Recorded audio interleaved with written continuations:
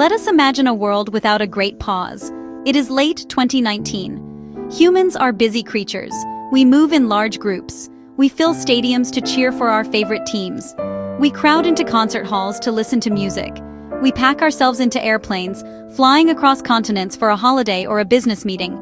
This is normal. We think nothing of it. We shake hands with strangers. We hug our friends. We share food from the same plate. We see the full faces of people we meet, their smiles and their frowns. This world feels solid, predictable. It is the only world we know. The air in our cities is thick with the fumes of progress. Millions of cars crawl through traffic every morning and every evening. Office buildings are full of people sitting at desks, close to one another. Children sit in classrooms, sharing books and toys. The idea of wearing a mask to buy groceries is something from a science fiction movie, not a reality we would ever face. Our daily routines are like a well-known song. We wake up, we commute, we work, we come home. We repeat this pattern 5 days a week.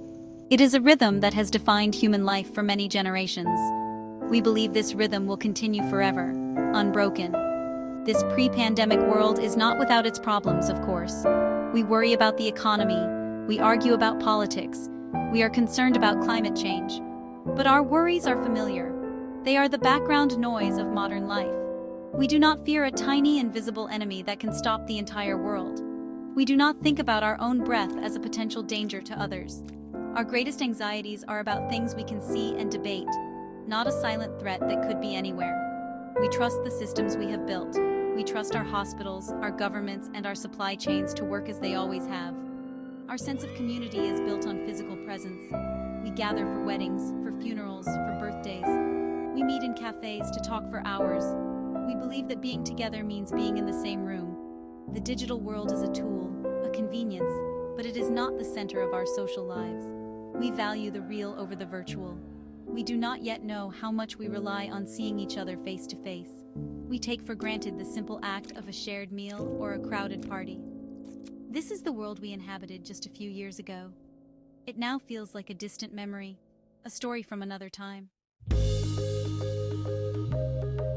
In a world where COVID-19 never happened, the year 2020 would simply be another year. Schools would remain open. Children would continue to learn in classrooms, surrounded by their peers. They would play together during recess, without any thought of social distancing. The school year would not be a confusing mix of online lessons and in-person classes. Proms and graduation ceremonies would be celebrated with all the usual joy and crowds. Students would not miss these important milestones. They would not experience the isolation of learning from a screen. The school bell would ring, day after day, marking the steady, unbroken rhythm of education. Work life would also follow its familiar path. The great experiment of remote work would not happen on a massive scale. Most people would continue their daily commute to the office.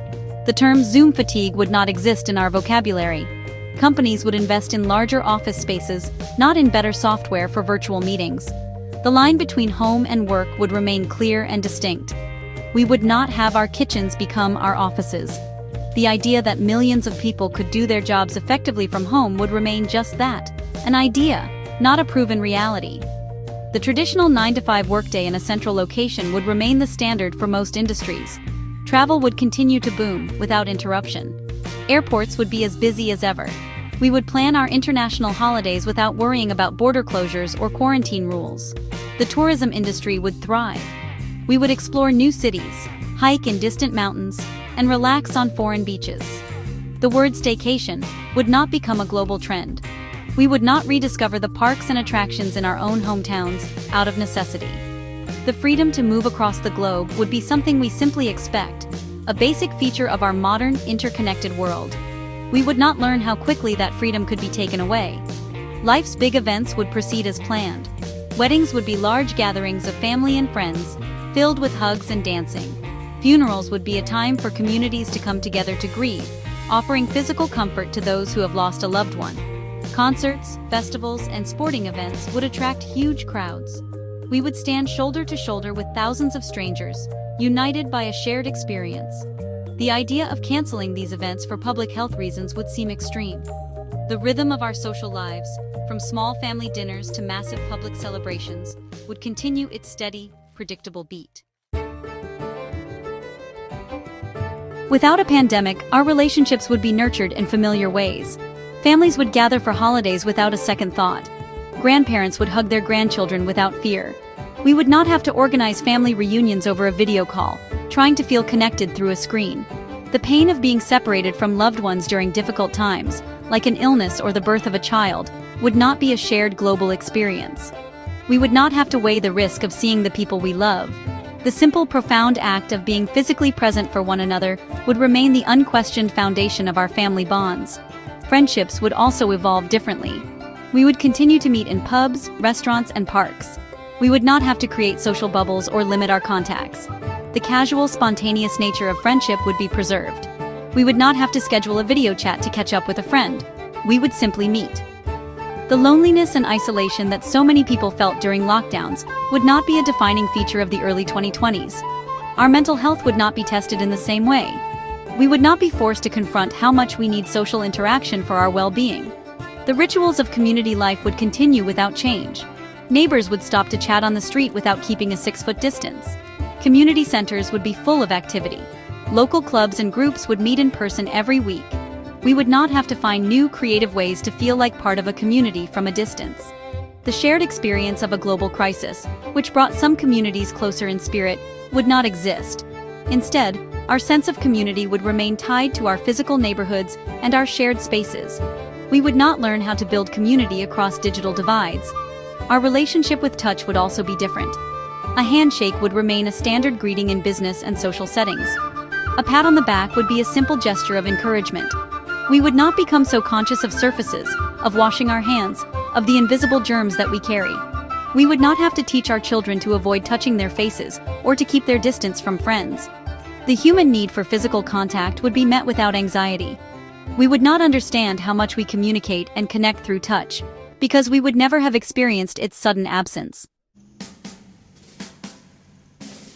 In a world untouched by COVID-19, our economies and technologies would have grown differently. The digital transformation would have been much slower. Companies like Zoom or Amazon would grow, but not at the explosive rate we saw. The race to develop mRNA vaccines would not have happened. This revolutionary technology might have stayed in laboratories for another decade, waiting for its moment. We would not have seen the incredible speed at which science can move when humanity faces a common threat. The development of new drugs and diagnostic tests would have continued at its usual steady pace. Our healthcare systems would also be in a different state. Hospitals would not have been pushed to their breaking point.